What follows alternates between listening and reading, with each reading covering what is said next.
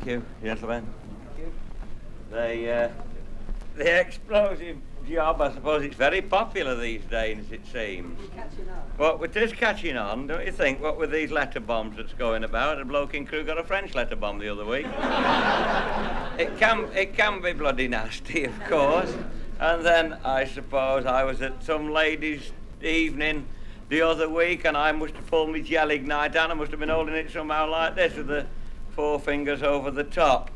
And somebody said, "What's that he's got in his hand, Agatha?" Well, it's only an 8-inch stick of Gelignite, not wishing to brag, of course. And it looks, oh Christ, we nearly blew ourselves up.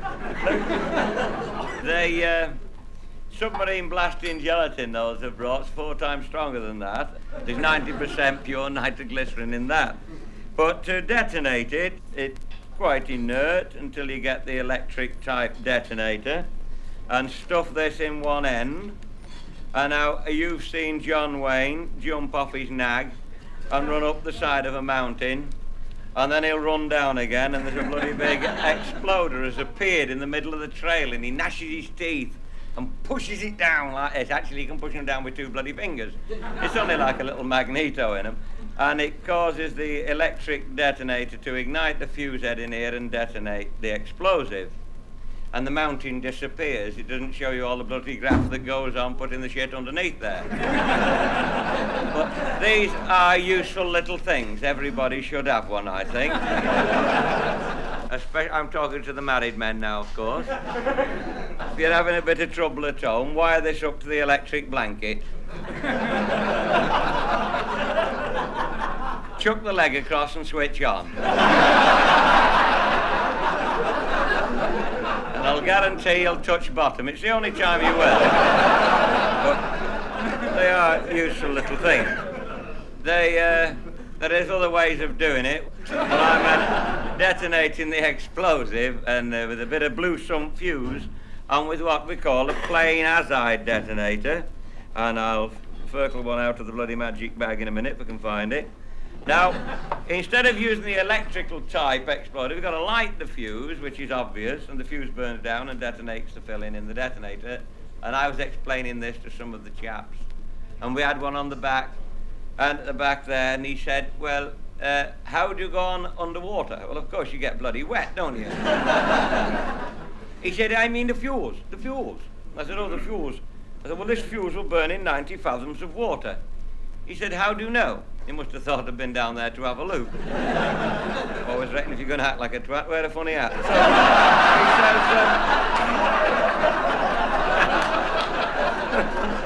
he says, I said, "Oh."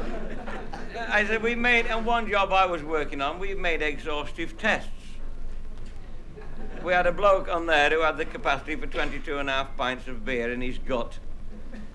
So we loaded him up, lit the fuse, and got him to piss on it. And he couldn't put it out. What's more, he didn't even rot the fuse. So from that, we assumed it would burn in 90 fathoms of water, which I think is a fair enough test. Some people have trouble with explosives. Take the Germans in the last war, for instance. They had a bag full of this, stuffed it under the table, and Italy was only standing the other side and missed the swine at that rate. I thought, by Christ, they're going to lose. Anyway,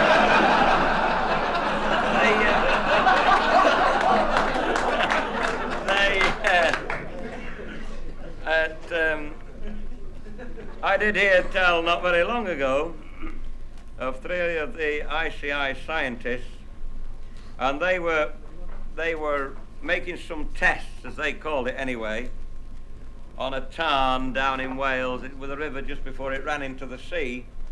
They were taking 8-ounce sticks of Gelignite and putting a detonator on the end of the fuse and stuffing these in and lighting the fuse and tossing these in the river. Now, the idea being there was about 6 foot of clear water, and the column of water thrown up maybe about 15 foot with the Gelignite. It might be 25 or 30 foot with the submarine blasting gelatin. And it said their excuse was it gave them some idea of the different strengths of the different types of explosive. It was a nice day. There was 3 of them there. I suppose they got bugger all. They said, "Come along, chaps." let's go and toss a few in the river.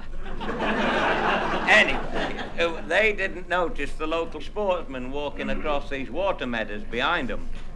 Shotgun over the arm, black Labrador dog, and the dog was getting excited because it heard the pops and bangs that they were making. And he hadn't retrieved any game. It must have been thinking, Christ, he must be awful shot, see?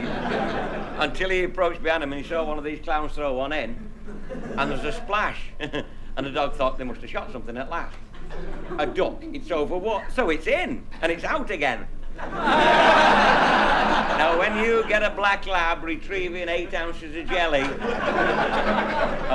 and the fuse is burning down, and when they deliver it to hand,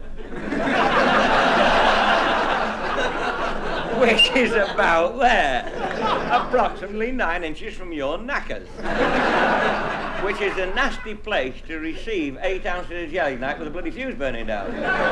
It would definitely do you a mischief. And nobody wanted to know. One's trying to hide behind one and the other behind the other. And in the end, they're trying to crawl up the back of each other's jacket to no effect. And then they took the obvious course. They took to flight, showering stones at the poor animal, shouting, "Go away," or something like that anyway. It sounded more like a Russian word finished with "off." And the dog didn't understand the language because it had been brought up at good class kennels. And the outcome of it was it cost the ICI 50 quid for a new dog. One of the tragedies you get in life. On a Saturday night, 2 things usually happens at our house. It used to be 3. But now either the telly breaks down or the bobbies will ring up, and it's usually about 10 o'clock, and they'll say, "We have found some explosive. Will you come, we'll send the car round, and will you go with the bobby and collect it?" Now, it never happens on Monday, Tuesday, Wednesday, Thursday or Friday night, because they know bloody well that I'll probably be out, but I'm never out on a Saturday night. And the phone goes about 10 o'clock. And they come round the other Saturday night, "We found some explosive." I said, "Where is it?" He said, "Over at Northwich, near Northwich it was." And we get there's a gable-ended house, and there's a bit of a flat part on the side with the 2 green doors, coal house and shit house. And I said to him, "Where is it?" He said, "It's in there." I said, "What's that, the coal house or the shit house?" He said, "The coal house." I said, "Well, it'll be dark. It's 10:30 now, you see. It'll be a bit dark in there. Shine your bloody light in." So he shot his light in, and lying on the top of the coal is a stick of gelignite like that there. No paper on it. I thought it's one that's got blown about. They've been shifting a bit of rock in the mine or something, and it's got shoveled up with the coal. So I pick it up and bring it out, and as I walk out with it, I thought, that's funny. One end seems softer than the other. And just as I was thinking to myself, I heard a deep-throated woof, woof in the house, you see. I said, "What sort of a dog have they got?" He said, "It's one of them Great Danes, it's like a bloody donkey." And I was feeling this stuff around. If you lift up a Great Dane's tail and look at the diameter of that. Taking into consideration also the length of its back, because a dog only has 1 pudding. It could pass 2 of those in bloody tandem. And you're stood there, and you know you've got a handful of dog shit. And for some reason, you don't like to let it go. You wouldn't want to go and do with your bloody hand after, you know. And you turn that constable into a bloody sergeant.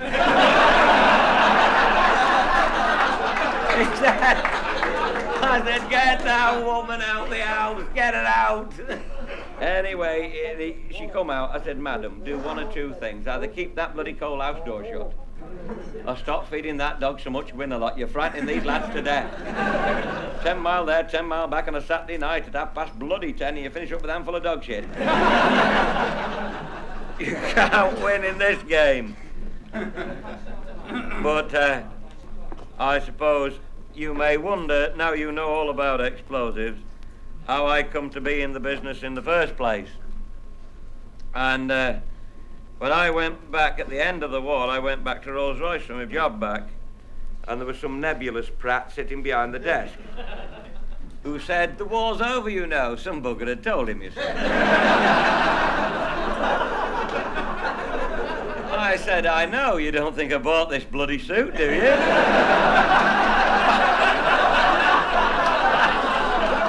Mine was like a dirty brown colour with a bright yellow overcheck. Arms on it like a Chinese mandarin, but very tight round the crotch. You could fly in it, but by Christ you don't walk in it. Just to make your knacker squeak like new shoes. And then he said, "We're cutting down, you know." It didn't exactly make me feel wanted. So I thought, well, bugger you, Jack, I'll have to start a job of my own. And I started blowing up things. Blowing up the odd tree stump here and there and whatnot, because the blasting business is rather difficult to get off the ground, you know. And having a bit of success at it, but not a lot. I went on and doing a bit more, and then I started blowing up rock, and then a few chimney stacks, and drove 111 in the last 2 years. One of the buggers here at Crossfield.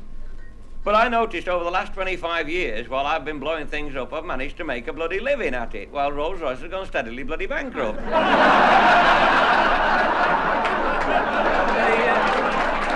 I'm really glad I didn't join. We didn't tell that one till after they went public the other week. But this is what the job. The job you've really got to look out for is the government job. That is the worst kind. If you're ever tempted to work for the government, bloody watch it. Because you'll always get some supercilious twat from Whitehall. And he'll come up. "Oh, so you're the expert, are you?" And you know the way they say it, you know what they mean. X is something that has been, and spurt is a drip under pressure.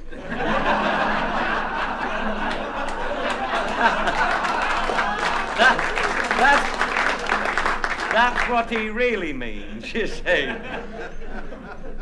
You can remember that Torrey Canyon business. Now then, there's a boat struck a rock, piddling oil all over our sea and polluting the bloody coast. So what they do, the great deep thinking ones make a foam rubber collar to put round it. Have you ever heard such a load of cock in your life? Within 10 minutes the sea had just flown it away. 25,000 quid's worth down the drain. That's why these settees are in short supply, I think. Anyway. And after that, the Navy said, "We'll shift it, we'll bomb it." So they bombed it for 2 days, dropped 1,000-pound bombs and hit the bugger twice. And a bloke approached me from one of the shit-stirring papers and said, "Can you do anything about it?" I said, "Yes, you have to vaporize oil before you can burn it, put plenty of the stuff in the bloody tanks, get some thermite and magnesium on the deck, and touch the bloody lot off, and you go, whoom! You see, you get a big shower of oil up in the air, ignited with the thermite and magnesium, you get a huge gout of flame." I said, "Not only does it burn the oil, it smashes the boat up and shifts the rock it's bloody sitting on." all at one fell swoop. He said, "Will you come on the box and tell them?" I said, "Aye." Of course, when you go in the bloody green room at the back, you're met with it. You know, commander and all this lot that have been bombing the bugger, you see. And I said, "There's one thing about it." I said, "In the next war, I'm going to stand slap bang in the target area." After all, it was stuck on a bloody rock, and it wasn't even firing back, you know.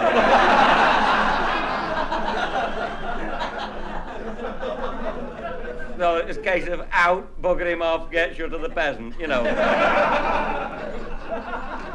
We'll do it our way. But you'll get this sort of thing will happen, and then you'll get the man will say, "We want you in Jib on Thursday." This is Tuesday night. "Now, we've got a job for you, you see." And you can always bet, if it's a bad job, they always send a taxi for you. I don't know whether it's to make sure they get you to the airport, or if anything, if you do meet with a bit of an accident, they don't like your car standing on the car park there for 2 years, because people might start to ask what become of the poor swine anyway, and they'd never tell you. So this happened not very long ago. We want you in Jib on Thursday, so the bloody taxi comes. So you gather your kids round you, pat them on the head and kiss the dog, and and they send you up there on Thursday morning, and vroom, you're away. And I thought, Christ, and then it lands at London. Then you wait 7.5 hours for another aeroplane. You thought, somebody's pulling my bloody scotch here. And you finally get there at 10 o'clock at night, and you're met by 2 of the faceless wonders. Come with us, you see. Oh, you go up to this hotel, and I said, when am I doing the job? Tomorrow. He said, it might be tomorrow or the next day. He didn't even know when it was. So I was there Friday, Saturday and Sunday, and stoned out my tiny little mind. And I was having a bloody whale of a time. I got used to living there, you see. I didn't really want to go anywhere after that. And on Monday, one of these is scanning the harbour there, and he said, it's arrived, come with me. And we go down and get on this little bumboat. They put me explosive on it. I went, there's a ship at anchor in the middle of the bay there. And when we get there, we're on this little boat about 2'6" long. I was looking up at this boat, and somebody chucks one of those rope ladders down with those wooden slats on. I thought, Christ, have I got to go up that? And the other one's leaning over the rail with his briefcase with the tassels on, real land doesn't know, and we've seen the lions. And he's there, and he's that far back he can't understand the bugger anyway, but you finally get the gist of it. Is that you, Bates? Is that who the bloody hell did you think he was? It's cost him a lot of money to get, is that you? You got to say something. And he couldn't really mention the weather because it was steaming bloody hot. So you get up, he said, come aboard, if you can get, come aboard and defy you to get there. So you get up.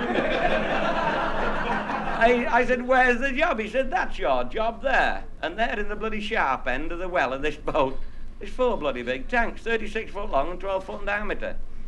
I said, he said, we've got to blow those up. I said, what, on the boat?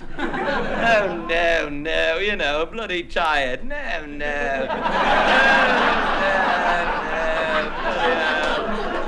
On the boat. No sense of humour at all. No. And he goes, we swing them overboard with that large derrick crane on there. And we want you to attach explosives so they'll explode in the sea at the stern of the ship. I said, I can see what you're going to do. We're polluting the sea again, are we? Well, not really, lying swine. Anyway, so you go off, and the steam on bloody night, and midday next day you heave to in 1,000 fathoms of water, supposed to be off the coast of Morocco, and it's as hot as hell. Now, July isn't really a good time to attach explosives to steel. Not off the coast of Morocco. But if you'd have thrown an egg at those tanks, you'd have got instant scrambled egg. And you put the big blocks of explosive on, it goes tss, and you tighten them round with this stuff, and another one goes tss, like that there, and you get this detonating cord. I thought, no bloody detonators near this till the bugger's ready to drop in the sea. And he's looking at me, and I'm standing there with my desert wellies on and my shorts, And he said, looks bloody dangerous to me, babe. Babe? Me? Looks bloody dangerous to me. I said, it is bloody dangerous. He said, well, what will happen if it goes off? Well, you don't like saying it'll blow us to shit, It sounds so uncouth, doesn't it? I said, well, we won't feel it, that's for sure. I said, and we shall be the first to go. I said, but now I've told you my secret, you tell me yours. I said, what's in those bloody tanks? Oh, frightful. Some bloody gubbins that's chewed up, you see. Type of gas, paralyzes the nerves, shrivels the extremities. I am standing there with a pair of khaki shorts on. I said, you will excuse me, sir. I was back in that cabin shit hot, I'll tell you. 4 sets of Y fronts and a pair of Y... I thought, he's not shriveling my knackers with his bloody rubbish. If I get a whiff of that, they'd have to shoot me and cast me overboard. Anyway, we finally got the thing done, swung on, boom, and the master of the ship, you know, he say, we do job. It was obviously a foreign boat. And an extra bit of fuse just for his peace of mind. And after we'd done it, said, tonight we drink. I said, where? He said, first mate's cabin. I said, why first mate's cabin? He said, no mate shit to my cabin. That was the He was no bloody fool. Oh, and he got in the first mate's cabin. I'm sitting here, the master sat there, the first mate's there, and he's got his back to the porthole. And we get 25 bottles of Heineken lager apiece and an empty chair for our government friend. But he never appeared, you see. And we were getting stuck into these. You know, after we swallowed about 15, the first mate was flicking him over his shoulder, straight through the porthole without looking. And without touching the side. When I'd tried to score one or two double tops, there was glass and shit all over the place. And I could understand then why the master said we go in the first mate's cabin. Then he said, you drink whiskey? I said, I drink bloody anything. So we got a bottle of whiskey apiece and a bottle for him, and he still hadn't appeared. And then the master suddenly cottoned on and he said to me, where is government man? I said, oh, I said, it's a funny thing, Johannes. I said, I am an English peasant. I said, he is an English gentleman. I don't think he will drink with us peasants. Ah, I understand, he said. We have them in Holland, just the bloody same. All right, he knew what it was, and he'd been looking on the map where we come from here in Cheshire. I said, where are you going now the job's done? He said, I dock at Preston Dock. He said, and when I go there, I go straight to Runcorn to see Big Nora. he said, I look at map. You know her? I said, get up, you bloody tool. Anyway, we're going to get we'll have a fish and a pint, and we'll carry on again in a minute, if you don't mind, chaps.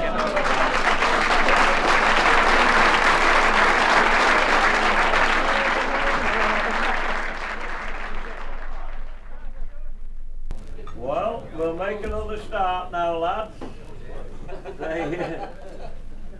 Not very long ago, I had to knock out the outlet pipe for the Students' Union at Liverpool. That meant we'd got to sink a bloody shaft. It was under the outlet pipe for the swimming bath. And we had got to go down 28 feet, you know, Liverpool's on bloody sandstone, then tunnel 34 foot under the road. And when you've gone down this bloody shaft and you start going under the road, and we've been working away there about 10 days or a fortnight, he appears, the consultant engineer. Now he's going to come and tell us how to bloody do it. The job's 3 parts done. Now you'll notice these chaps are not going to get dirty. So you're down in your little tunnel and under the road, and the voice is echoing down the shaft, hey you there, hey you there. So what you do, you crawl up the tunnel, lift your leg up, look up the shaft there, and shout your fly holes open. Doesn't do your case any good, but it gets it off your chest. You're using far too much explosive. Well, you've got to give it a bit of a stick in a 5-foot heading if you're drilling it in 4 foot to get it out. Give it a bit of a jerk. He said, what are you using? I said, 8 ounces of Gelignite. He said, it's far too much. I said, well, do you mind if I use one of these smaller sticks? Oh, he said, how much is that? I said, 4 ounces. He said, well, use that then, that'll be all right. So that was a submarine blasting gelatin.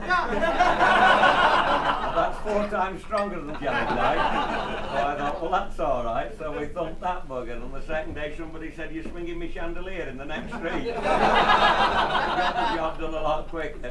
Anyway, getting towards the end of the job, you're just breaking into the main sewer. Those sewers are 6 foot high and they're bloody egg-shaped. And they'd got the health department down to take some pictures. And I said, you're just in time, lads. Bloke had got the camera all to take the pictures, and I just drill in it, and the drill went through. There's only 3 foot 6 to go.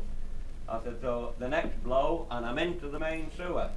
He said, well, for Christ's sake, don't blow it while we're here. I said, why not? He said, do you realise where that sewer comes from? I said, no, I haven't got a clue. He said, well, that comes from a district we call Abercrombie.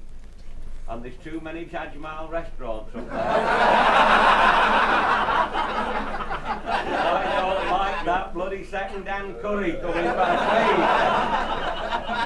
So I had to wait till the first off before I could blow it up. Always holding the job up. But what one day they said, we want a reservoir at Barlaston, the other side of Newcastle. He said, it's very deep at one end, tapering up to out at the other, hold 1 million gallon of water. She said, when you blow the rock, you'll have to run up a slope to get out. Make it difficult for you. And somebody shoves a tin of grease on it just to make it, So you're blowing this, like, and I've been drilling these and trying to light about 60, and then the lumps of rock were chasing me out in the bloody hole. Well, by dinner time, I'd had a bit of a sweat on, and I thought, well, bugger this, I could do with a cup of tea. Well, I'm not very far from Newcastle under Lyme, so I was up in the... And at that time, I'd got the old Elvis. It was after the van. The Elvis was what they call an open tourer. I don't know if you ever saw him. 1928 it was. I did 96,000 miles in the bugger, 5.5 to 1. Left to the bloody starting handle, it blump, blump, blump, blump, and it would plump, plump all day. Wasn't terrifically fast, but once you got the flywheel turning, nothing could stop the bugger. And somebody had cut the beetle back off it and put a square back on with what is called nowadays a tonneau cover. That's what the chaps call them in the club. A tonneau cover. Mine was a piece of oilcloth. You press studs out. That's what they are now, but they call them tonneau covers, you see. If you're with it, you know. Mine was a piece of oilcloth, and I used to put my explosive in the back. And I've been working up at this place, so I come into Newcastle, and there's a bit of a cul-de-sac and a cafe. So I parked the bugger by the side of the curb, went in, got me a cup of tea and a wad. And when I come out, there was a police inspector, a sergeant and a constable. Two of them were looking at it, and the constable had got all the wind handle and he was turning it round. And I think he believed he was winding up the rubber band, or it was a clockwork model. I said, what's the matter, chaps? You've got to appear innocent. I had an idea what happened. One of my press studs wasn't working properly and the wind had got under it and lifted the bugger up. And he'd been walking past and seen in the back a box of Gelignite. Back up to the police station, and they got the higher echelon had come down and they all had a look at it. And they said, you can't leave this on the street, you know. Come up to the police station. So I had to go to the bloody police station with them, went in the old motor, followed them up. And I had to make a statement, you see. So when I got back to Crewe, I went to see my solicitor. I call him my solicitor. Everybody calls him my dentist, my doctor, my solicitor. He's my solicitor because he was at school with me, and he doesn't charge me anything.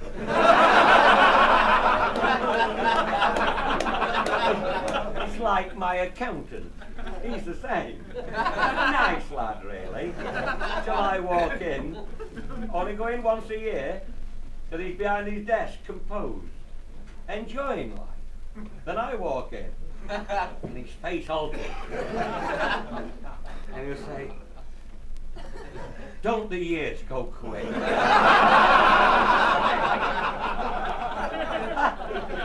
said, I've come here for you to do me books again. And then he'll say, what bloody boots? You don't keep boots. And he lies on the rug and beats his hand up. Have a little session like that, and I give him a cigar and he composes himself. Don't the years go quick?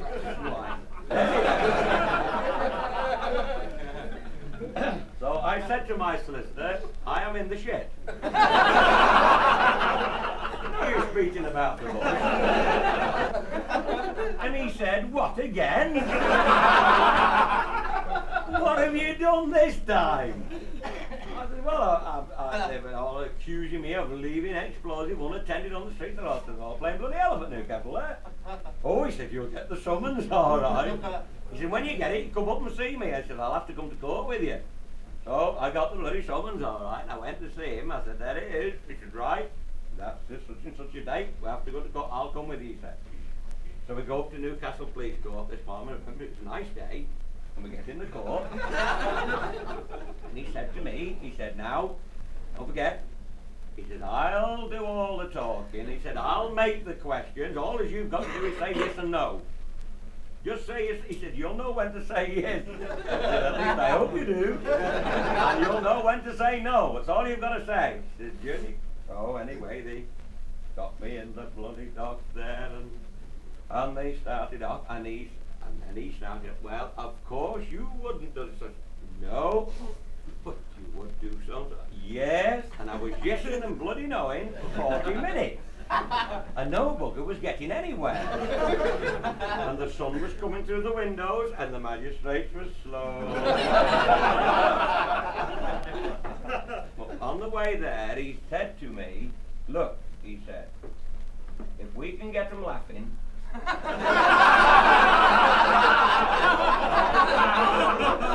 all right. Pop a stick in your pocket. But a yes and no, and just then the chairman and the magistrates jumped up, turned to me. I don't care what the solicitor says. I still consider this to be a most dangerous substance to be left on our streets.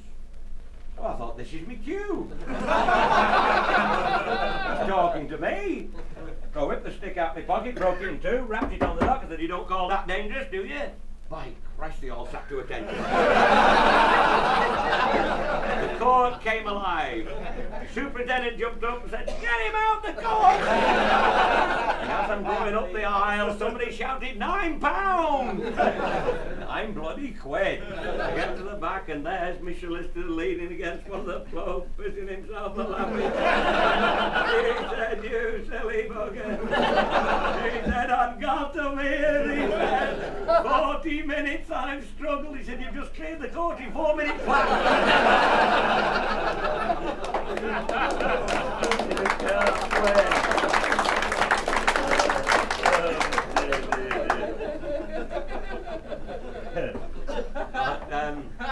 You can imagine, just prior to that harvest, of course, I acquired my van, which gave me a lot of range. I used to go frigging about in that wonderful piece of machinery. Fantastic it was. And I was determined to alter the halt sign at Market Drayton. I tried, sometimes a little short, sometimes a little over, but never on the bloody line. The brakes were right cock up on it. So one morning I snook up to it and stopped on it and peeped round the corner. Market Drayton has got a little square, little market town. And as I looked, there was two blokes standing on the edge of the curb. And one of them said, come here a minute. I thought, they're lost. Now, to be lost south of Drayton in 1951 was dangerous. South of Cheswardine, it was sudden death. They finished up with a couple of arrows in the back. The natives were still making bangle out the tellywag wire then. So I went across the road, showing off a bit, crossing the hands. Well, the bloody steering wheel had to go round once before it did anything.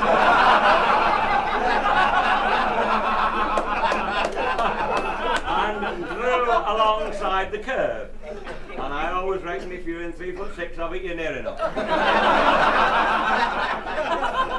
And they stood and they looked at it in amazement. And one went round the front. And the other bugger went round the back somewhere. And the one round the front, he's looking at it and picking the wing up and shaking it. And he gets up the headlamp and he's turning it round. Don't unscrew it, it's wanted. I thought perhaps they're American tourists. Looking for souvenirs to take back home or something like that. Then he bent down and looked at it and said, put them on. Not I bet the twat doesn't think they'll like. I flicked my 15 amp switch. Then he got up and put both hands on them. Put them on. I thought, wait till that bit of wire warms itself up.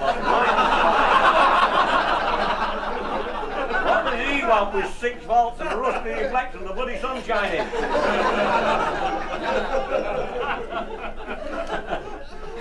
So with that, I had to put the question, like, what's the bloody game? With that, he come from round the front, and stood opposite my windowless window. And he come from round the back and stood alongside him.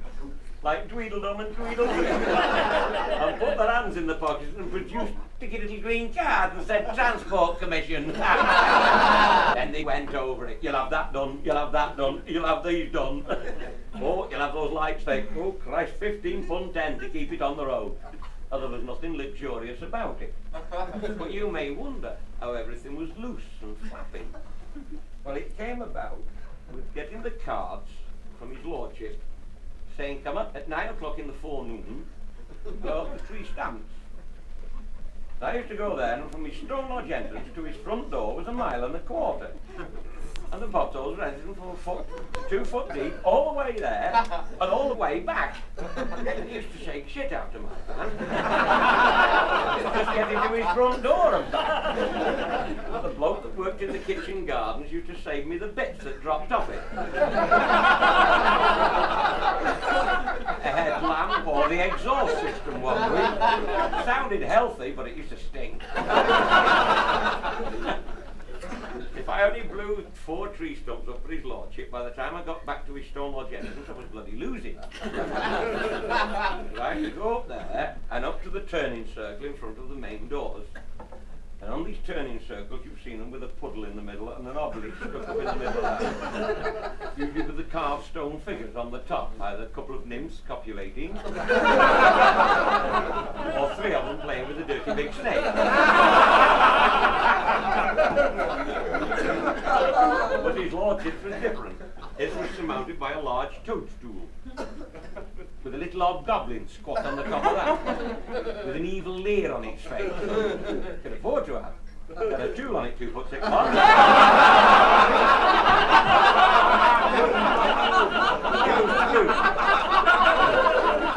Ring the front doorbell or pull the wire, whichever was your one. He used to piss up and down your back.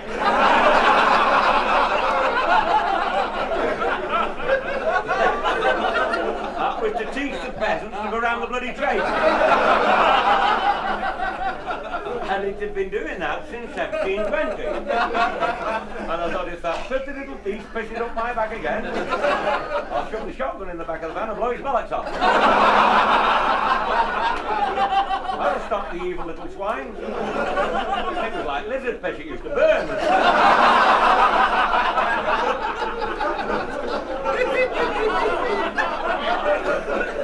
I used to go there, trying to avoid his goblin, of course, and awaiting his lordship's pleasure. You sit there for a bit, then you hear the crong, crong, with a bloody big bolt withdrawn from the heavy oak and iron-studded doors.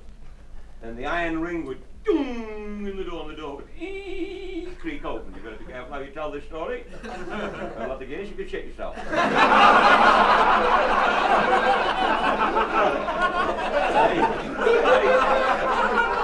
I did hear of a tragedy down in Whitehall. Carruthers was telling the chaps in the Liberal Club. Not the Conservative Club, the Liberal. He said, when I was shooting tiger in India, he said, I was with my gun bearer and we came upon a clearing and there was a bloody great tiger crouched ready to spring. And all of a sudden it went, ah, like this. And I turned for my rifle and my gun bearer had flaked out right on top of my rifle, and somebody said, by God, Carruthers, what did you do then? He said, I shit myself. What, when you turned for your rifle? He said, no, just when I went,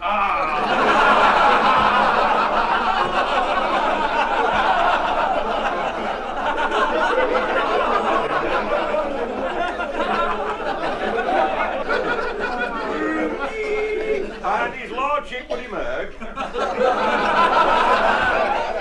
saying, morning, mate. All second names, of course. Morning, my lord. Pulling the forelock. You've got to know your place. And he'd say, we're going to blow things up, shall we? He only drove the bloody tractor. So he lumbered 50-pound weight of explosive on the tractor, and he used to get on it, and I was clutching in the back of the seat with 1 foot on the towing bar, while he went tear-housing all round his estate, going through all the puddles and cow shit he could find. No, it was sprayed all over me at the back. Just a bit of sport for the gentry. Saying, I'll have that blown up, and that one over there, and the old tree might as well go. After all, he liked to see things blown up. He got nothing else to do. And I was getting paid for it, so things were going on swimmingly, as they say in the Cheshire Life. And then he married his secretary. His wife died, you see. Rather tragic, I thought. He married this young woman of about 34 summers. And he was pushing 70. And she was as fit as a bloody tiger. Tall, hawk-nosed, raven-haired. Like a test pilot at a broomstick factory.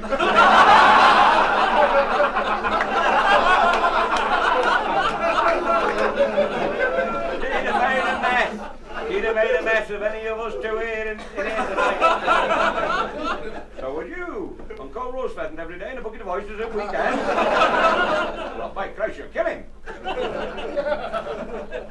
Took him 2.5 years to go. I've been wed to this one about 9 months, the gist of his card's altered. The next one I got was meeting at the breakfast room window at 9 o'clock in the forenoon. I didn't know which of the breakfast room window. I'd never had my finnan with his lordship.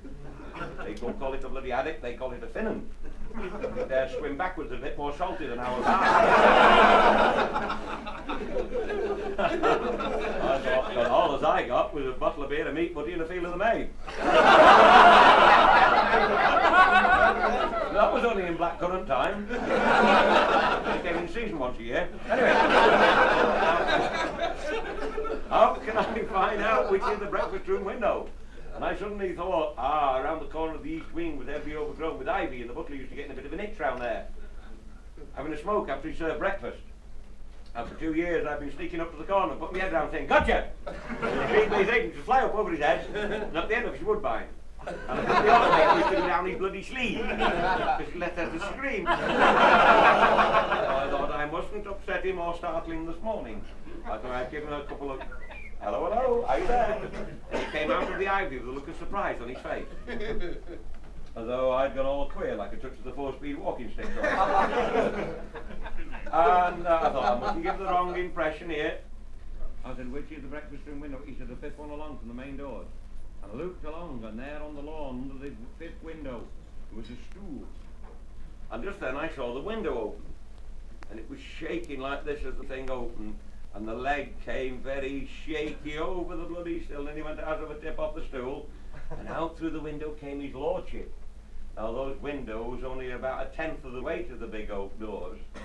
If I tumbled to it, he'd been wed to 9 months to this young un. He could only just manage to open the bloody window. He'd no chance for the oak doors. You've heard of them going up with the blinds. He was knackered then. Like the bloke said that worked in the kitchen garden. What a way to go. Mouthful of a belly full of brandy and a sore. And he says he can take me tomorrow. He was born tearing. He said it was just my bloody luck to get run over with the taker wagon.